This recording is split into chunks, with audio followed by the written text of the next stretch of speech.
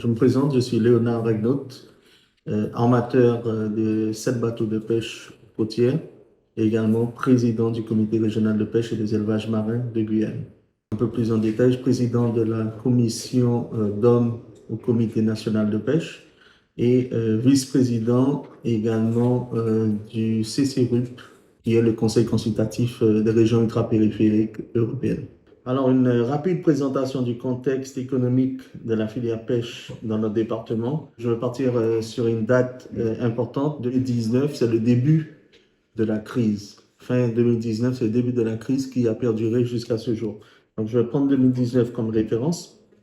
On a en pêche côtière 130 navires qui pêchaient régulièrement.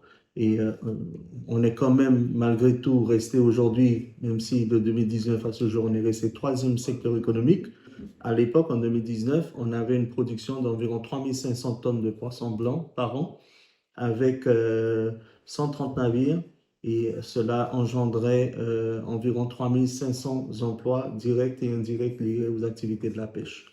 Donc, la filière pêche est composée depuis des décennies de 3 grands segments. Le segment pêche côtière, donc je vous disais 130 navires. Le deuxième segment, c'est la pêche aux crevettes, donc la pêche chalutier. C'est à l'époque 120 chalutiers, on est tombé aujourd'hui à 15, et sur les 15, il y a 5 qui arrivent à pêcher plutôt malement que bien. Et le dernier segment, c'est la pêche au vivano par 45 licences européennes attribuées à des ligneurs vénézuéliens. Aujourd'hui, si on veut parler d'économie, on a eu une chute effectivement de la production guyanaise à cause de problèmes administratifs liés aux capitaines, aux équipages des bateaux pêche côtière. Ils ont vu leur titre de séjour échu et sans pouvoir avoir de rendez-vous pour renouveler.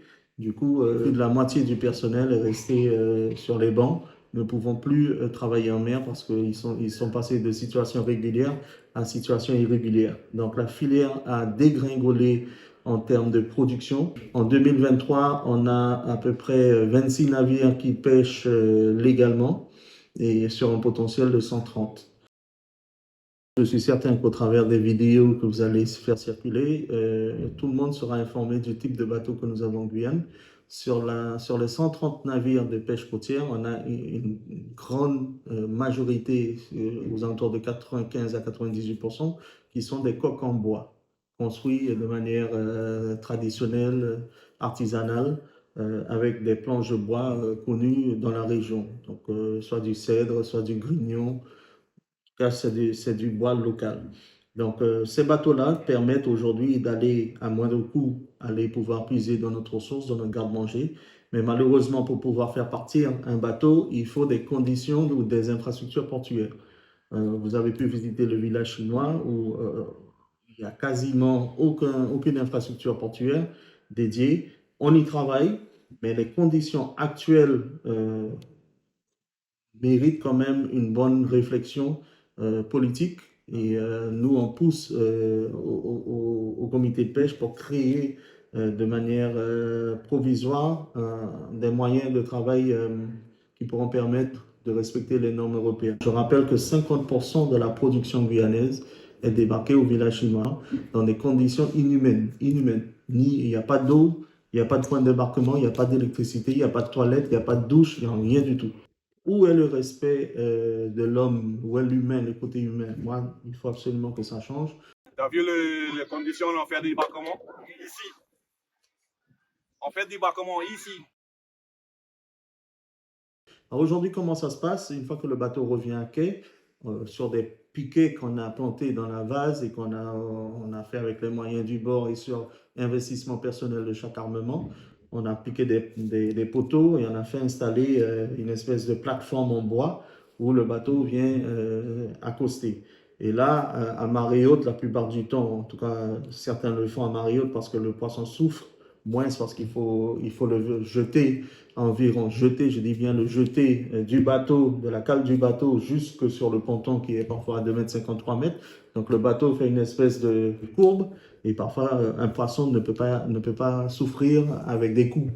Donc malheureusement, c'est des conditions de travail que nous avons aujourd'hui et qu'on espère évoluer, comme je le disais. Une fois que les bacs sont pleins, on les lève et puis on met dans le camion frigorifique et ensuite on transporte vers les lieux d'achat, soit au MIR, donc c'est le marché aux poissons, soit vers les unités de transformation, notamment Délimer, qui est basé au MIR aujourd'hui et qui achète une bonne partie de la production guyanaise pour les transformer soit en première transformation, donc en filet, en dinde et autres produits, ou en deuxième transformation, ce sont les produits dérivés, des boulettes de poisson ou des steaks ou des choses comme ça. Joël Pied, je suis gérant donc, de la société d'Hélice Marine. Nous sommes une petite entreprise familiale, une SARL qui assure donc la commercialisation, la valorisation, premier niveau, second niveau, des produits de la filière pêche artisanale.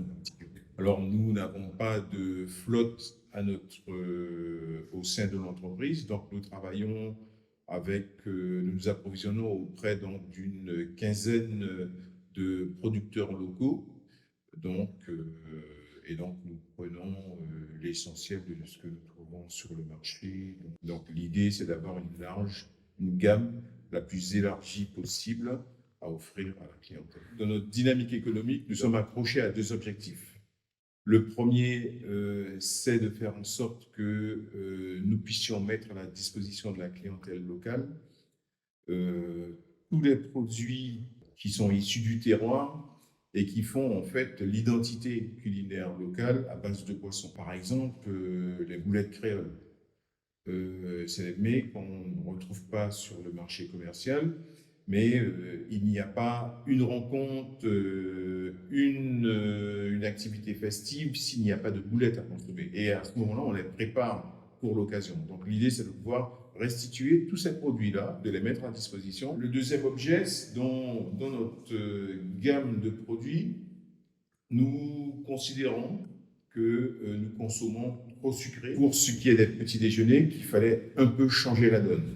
Nous nous sommes lancés sur toute une série de mets à base de poisson que l'on pourra consommer justement au petit déjeuner à la place de la viennoiserie ou juste à côté, mais apporter du salé en fait du salé et de la protéine poisson dans ce que l'on consomme. C'est une démarche de salubrité publique, de santé publique plus précisément.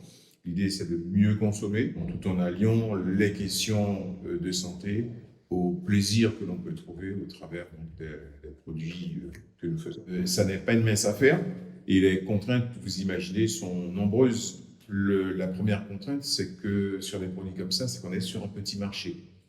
Et nos chaînes de production, même si elles sont dimensionnées pour produire un certain volume, très souvent nous sommes obligés de stocker afin de pouvoir écouler nos productions. C'est une difficulté, la notion de stock aujourd'hui est particulière.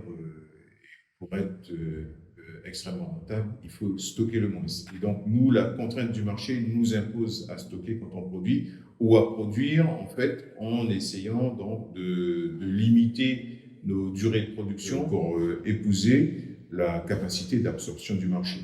C'est la première contrainte. Et puis, la deuxième contrainte, c'est tout l'environnement logistique de la production. On est sur un petit marché, donc on est obligé d'exporter. Et pour exporter, il faut rechercher les marchés les plus attractifs. Et malheureusement, en Guyane, les marchés les plus attractifs que sont par exemple les États-Unis ne sont pas immédiatement accessibles, ne sont pas directement accessibles par avion. Ce qui nous pose problème parce qu'effectivement aujourd'hui, nous sommes obligés donc de déplacer une structure logistique lourde pour transférer nos productions sur le Suriname, pour les embarquer à destination de Miami. L'autre question, toujours sur la question du fret, c'est qu'il y a très peu de fret professionnel. Et pour embarquer nos produits sur la destination Antilles, par exemple, nous sommes obligés donc de nous battre avec les valises dans les avions et c'est en fonction du volume des bagages passagers que l'on arrive à servir nos clients. Donc, c'est des contraintes particulières parce qu'effectivement, elles sont lourdes à supporter et elles ont une conséquence directe sur notre capacité à faire et sur la rentabilité de l'entreprise. En fait, comme je vous le disais tout à l'heure, si on compare la production et les conditions de débarquement sur l'île de Cayenne, euh, hormis les rats que nous rencontrons et le côté inhumain qu'on retrouve à Cayenneville, donc au village chinois, de l'autre côté, à Dégradé-Cannes, on est quand même plus respectueux, en tout cas plus proche des conditions de travail européenne, pardon, avec une marina et des bateaux qui sont à quai, qui montent et descendent avec les hauteurs de marée et des conditions de travail encore plus facilitées puisqu'ils ont des dégrades où on peut aller mettre le camion à couple du bateau et débarquer dans des conditions plus respectueuses de l'environnement, plus respectueuses de la qualité du produit, de la qualité agroalimentaire et même la chaîne du froid. C'est un élément extrêmement important pour le consommateur. Donc finalement, Dégradé Cannes qui est un point de débarquement aujourd'hui, mais qu'il faut améliorer pour arriver au niveau européen. Mais Cayenne, on est à des années-lumière, on a plus de 50 ans de retard par rapport à des points de débarquement ou des ports dans les normes. Tu viens ici, tu vois toi-même, les conditions de pêche, c'est pas normal. C'est pas normal. On souhaite vraiment, vraiment, vraiment améliorer la pêche en Guyane. On y travaille, on se donne comme objectif qu'on arrive à créer et mettre en place de vrais points de débarquement, à défaut d'avoir des ports de pêche dignes de ce nom. C'est l'ambition qu'on se donne et il faut qu'on réussisse. Tous les moyens seront déployés pour réussir en tout cas.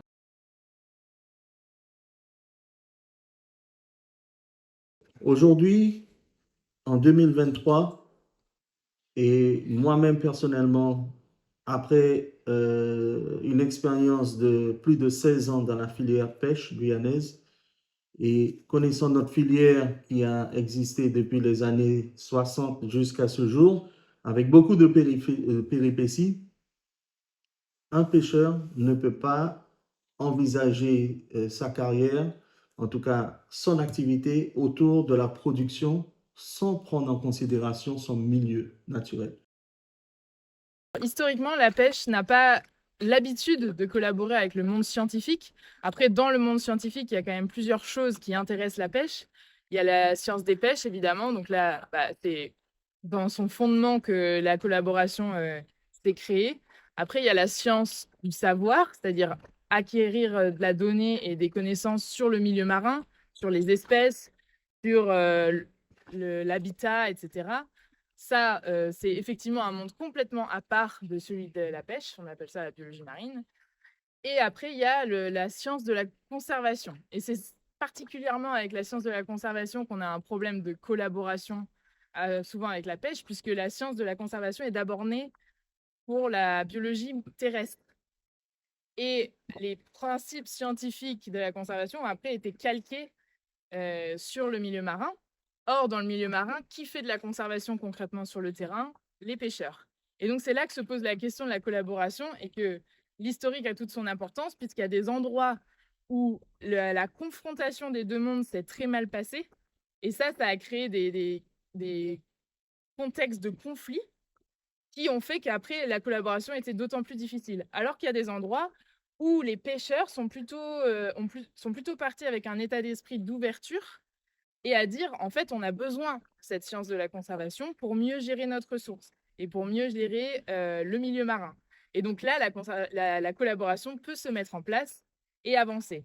C'est le cas de la Guyane, mais c'est très rare de trouver un territoire sur lequel cette collaboration est née aussi, on va dire, naturellement. Et c'est ce qui fait qu'il y a, depuis le début des années 2000, des projets en commun entre les deux mondes. Et c'est ça qui construit une relation de confiance et qui construit toute la base des projets, même actuels, qui lie en fait la science de la pêche, la gestion, et la science de la conservation. Donc, comment on fait concrètement pour protéger un habitat et des espèces qui sont particulièrement menacées aujourd'hui. Donc, en Guyane, on fait face à une filière halieutique qui est particulièrement en difficulté. Pour des raisons économiques, pour des raisons sociales également. On est face à un secteur qu'on appelle sinistré, avec des bateaux qui sortent de l'eau, donc des retraits de flotte, des équipages qui sont de plus en plus restreints. On a des armateurs qui galèrent de plus en plus à trouver des marins. Donc, on est vraiment sur une filière en grande difficulté. Cela étant dit, encore en 2023, on est capable de créer des projets en collaboration avec la filière pour continuer de préserver le milieu marin. Je pense que l'explication de tout ça, c'est que c'est très ancré déjà dans la culture de la pêche en Guyane, qu'il est évident de devoir protéger le milieu duquel la filière dépend, puisqu'ils ont conscience en fait des impacts à la fois de leurs activités, mais aussi de le bon état de santé de l'écosystème se répercute sur leur production. Et ça, c'est très ancré en fait dans leur façon de travailler. Ça, pour eux, c'est assez naturel. Mais en plus, on est dans un contexte où on a des espèces emblématiques du territoire qui sont menacées et qui impliquent les pêcheurs. C'est-à-dire que les pêcheurs se sentent concernés en fait quand on parle de la protection des tortues marines, de la protection du dauphin de Guyane, par exemple. De plus en plus, ça fait partie de leur responsabilité en tant que pêcheur. Un pêcheur ne va pas pêcher un dauphin. Il faut faire quoi avec? Le dauphin arrive sur le bateau, il est blessé et puis mort. Une tortue, c'est pareil. Donc, le pêcheur, il faut aller dans ce sens-là, préserver la nature. Et si un pêcheur pour pêcher juste le produit ciblé, ça serait excellent. Ce n'est pas possible pour le moment, mais on veut aller dans ce sens-là. Et donc, ça les motive encore plus à jouer leur rôle de veilleurs des mers. C'est comme ça qu'on a l'habitude d'appeler donc les pêcheurs guyanais, puisqu'ils sont proactifs même, ils peuvent proposer des choses. Et c'est particulièrement important puisque ce sont les premiers utilisateurs du milieu marin, les premiers usagers de la mer en Guyane, et que c'est les premiers à savoir exactement comment limiter les impacts des activités humaines sur ces espèces et sur cet habitat. Donc, je pense que la collaboration est encore possible actuellement malgré les difficultés de la filière, parce que c'est très ancré dans son ADN et qu'on fait face à des acteurs qui sont encore très conscients des enjeux écologiques et qui sont, malgré tout, un peu optimistes quant au futur de la filière, puisqu'ils pensent qu'il est possible d'envisager un futur pour cette filière, d'envisager que dans 1 ou 2 générations de Guyanais, on ait encore de la pêche locale et qu'on puisse fournir du poisson durable à la population de la Guyane. Donc, il y a ces deux aspects, l'ADN, la culture, mais aussi l'optimisme, qui fait qu'on a envie de porter des choses pour le futur. Il faut continuer de préserver le milieu marin pour sa future durée. Autour de la protection des tortues marines, ce qui est intéressant et important de garder en tête, c'est qu'il faut déployer une gamme très large d'actions pour être efficace si on veut vraiment protéger ces tortues, puisque on sait qu'elles passent une partie de leur vie très courte mais très importante sur les plages, c'est la phase de ponte, et le reste du temps est dans les eaux. Alors pendant les phases de ponte, elles vont être dans les eaux très côtières, dans les eaux territoriales, et le reste du temps, le reste de leur vie, il peut se passer très au large. Donc il faut différents types d'acteurs pour être efficace sur les différents secteurs fréquentés par les tortues marines. Alors ici concrètement en Guyane, on a un plan national d'action autour des tortues marines, donc ça permet justement collectivement de se répartir les tâches. Sur Cayenne, on a une association Quata qui patrouille les plages pour s'assurer qu'il n'y ait pas de braconnage, pour faire du comptage de traces, qui est un indicateur important sur le suivi à long terme. Dans l'ouest guyanais, on a une réserve naturelle qui est largement dédiée à la protection des tortues marines. Et donc nous, on a choisi, WWF, après avoir longtemps travaillé sur les plages, de nous intéresser à ce qui se passe un peu plus au large, que ce soit dans les eaux territoriales ou dans la ZEE, voire même au-delà. Puisqu'on a eu un programme il y a une dizaine d'années autour de la tortue lutte qui réunissait une douzaine d'équipes sur l'ensemble de l'océan Atlantique, du Gabon à la Floride, en passant par la Guyane ou le Costa Rica. Donc toutes ces échelles sont non seulement nécessaires, mais indispensables à la protection des tortues marines. Et ici en Guyane, on a la chance d'avoir des acteurs, notamment des associations locales, qui sont très efficaces sur le terrain, ce qui fait que le travail des uns et des autres est très complémentaire. Et c'est pour ça, probablement, qu'on a des très bons résultats collectifs en termes de protection. Quand on s'est intéressé à la protection des tortues marines et à ce qui se passait au large, on a fait une étude bibliographique, donc on a cherché à savoir si des informations existaient. On a trouvé un rapport qui avait été réalisé par l'Ifremer et qui montrait qu'en Guyane, chaque année, les chalutiers crevettiers guyanais capturaient accidentellement à peu près 1 millier de tortues olivâtres. Donc c'était un constat à la fois scientifiquement indiscutable et à la fois énorme en termes d'impact sur la population de tortues olivâtres, qui à l'époque, au début des années 2000, était extrêmement limitée ici en Guyane. Sur la base de ce constat, on est allé voir les différents armements crevettiers pour partager ce constat et envisager ensemble des solutions. Donc ça nous a amené à monter un projet sur qu'est-ce qu'on peut faire autour du chalutage crevettier pour limiter les captures accidentelles de tortues. Les Américains avaient pas mal d'avance sur le sujet puisqu'ils ont été confrontés au même problème dans le golfe du Mexique il y a une trentaine d'années. Donc on a pris le modèle des systèmes de filets améliorés qu'ils utilisaient. On a eu l'opportunité de proposer à quelqu'un du comité des pêches d'aller voir quels étaient les protocoles promus par la NOAA, donc le service des pêches américain, pour vraiment avoir des essais scientifiquement les plus valables possibles. Donc une personne du comité a été envoyée pendant à peu près un mois se former en Floride à ces essais-là. Et grâce à cette expérience et à ce gain de compétences, il a pu par la suite organiser les essais ici en Guyane. Le TED, c'est une grille qui est conçue pour, à la base, ne pas capturer les tortues marines. Ça s'appelle le TED parce qu'en anglais, on appelle ça le Turtle Excluder Device, donc le système d'échappement pour les tortues. Et ça fait plus de 40 ans que le TED il existe, cette technologie. Et elle a été mise en place aux États-Unis pour les pêcheries locales. Et ensuite, les pêcheurs américains ont demandé à ce que le gouvernement américain impose l'utilisation de cette grille pour tous les pays qui veulent exporter des crevettes vers les États-Unis. Le TED avait été discuté depuis très longtemps en Guyane, mais ça n'avait jamais vraiment trouvé sa place, puisque les armateurs de la pêche en Guyane avaient pu comprendre que le TED était responsable de 20% de la perte de production. J'ai la particularité d'avoir grandi dans le secteur crevettier parce que mon père était armateur de pêche crevettière. D'ailleurs, ce navire s'appelle la Antilles 2.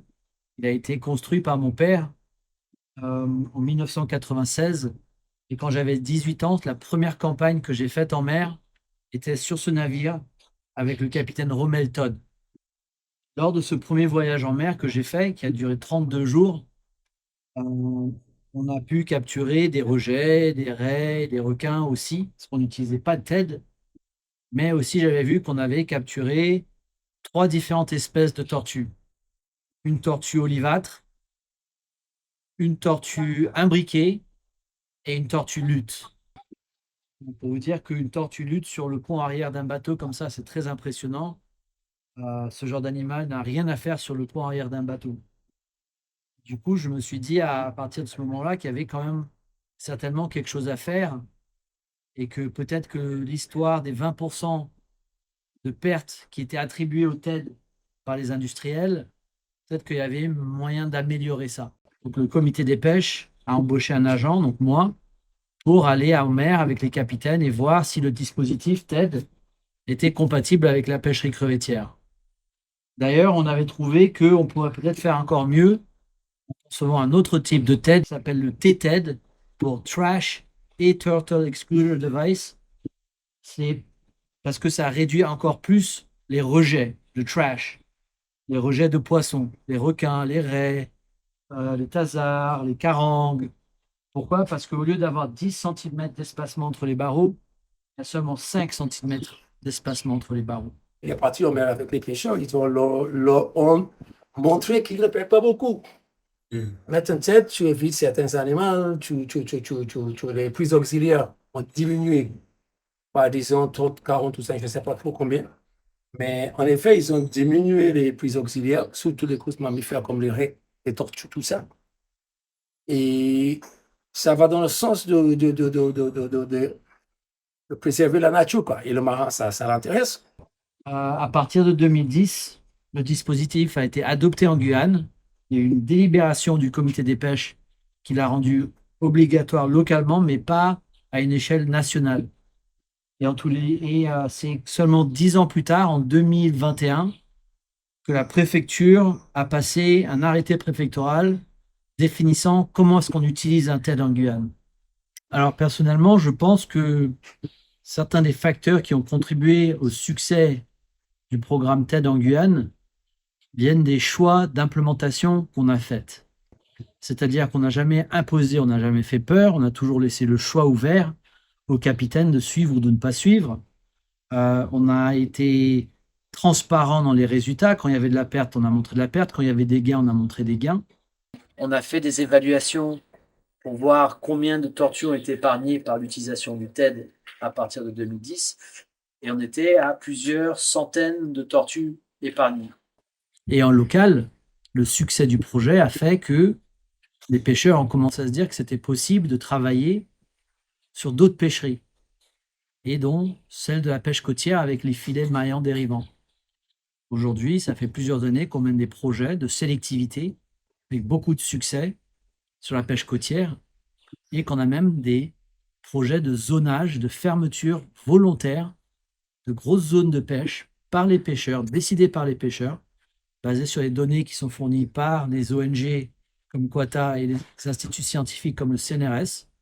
On est tout à fait capable de se réunir et de analyser les données et de dire il faut fermer la zone de pêche pendant cette période. Et cette démarche volontaire, et qui restera volontaire, a beaucoup de succès, à un tel point où on a couvert plus de 85% des pontes dans nos zones de fermeture temporaire. Aujourd'hui, la plupart des pêcheurs ont été sensibilisés, surtout envers cet arrivage massif de tortues sur nos côtes, appelé arribada. Et nous, on peut prendre des mesures pour éviter ça. Donc ça, c'est une bonne chose, parce qu'aucun pêcheur ne veut pas avoir 3, 4, 5, 10, 15 tortues emmêlées dans ses filets. Okay? Donc cette collaboration-là, c'est une bonne chose, c'est bénéfique pour l'animal et pour l'homme. Aujourd'hui, un professionnel de la mer ne peut pas faire comme si sa nature n'existe pas. L'environnement, c'est notre gagne-pain. Notre milieu maritime, c'est notre gagne-pain. Et aujourd'hui, si on saccage tout, ça veut dire qu'on s'auto-saccage. Il faut construire de manière intelligente. Et c'est pour ça que la pêche en Guyane, on se donne les moyens d'être à la hauteur, peut-être même d'être pionnier dans certaines directives, dans certaines mesures. Et aujourd'hui, il faut qu'on continue sur cette voie. Sans la protection de l'environnement, sans la protection de notre milieu marin, demain, il n'y a plus de pêcherie. Et nous, on s'engage pleinement pour protéger notre environnement et lutter efficacement contre tout ce qui est illégal, la pêche illégale qui nous envahit de part et d'autre de notre département et même d'ailleurs. Tout ça, il faut qu'on réussisse ensemble à résoudre ces problèmes-là. Et d'ailleurs, pour terminer, je pense que je vais remercier Pauline, Thomas et Lucas d'avoir choisi la Guyane, d'avoir choisi le comité de pêche de Guyane et d'avoir pu contribuer à votre manière à faire connaître la pêche en Guyane, nos difficultés. Et j'espère qu'à votre retour, ce message sera entendu au plus haut niveau de l'État. Mais comme on dit en créole guyanais, à grain de riz qu'a fait sac de riz, ça veut dire c'est grain par grain de riz qu'on arrive à remplir un sac de riz. Donc, à force de répéter les mêmes choses, à un moment donné, les pouvoirs publics vont se rendre compte qu'il y a vraiment un potentiel dans nos départements et qu'il faut vraiment mettre les moyens pour apporter tout ce qu'il faut à la filière pour être à un niveau national et international.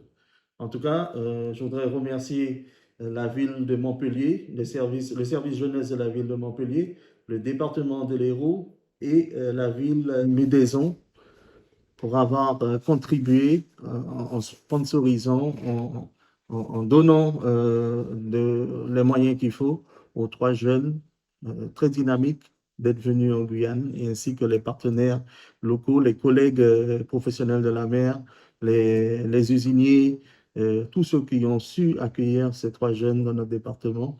Et en tout cas, on vous souhaite bon vent, les jeunes. Et puis au public de Montpellier, la Guyane vous ouvre grand les portes, et notamment la filière pêche pour des futurs jeunes qui voudraient venir découvrir notre manière de fonctionner. Et ce sera un moment de plaisir d'échanger avec vous et de contribuer à l'épanouissement de la France en général. Merci.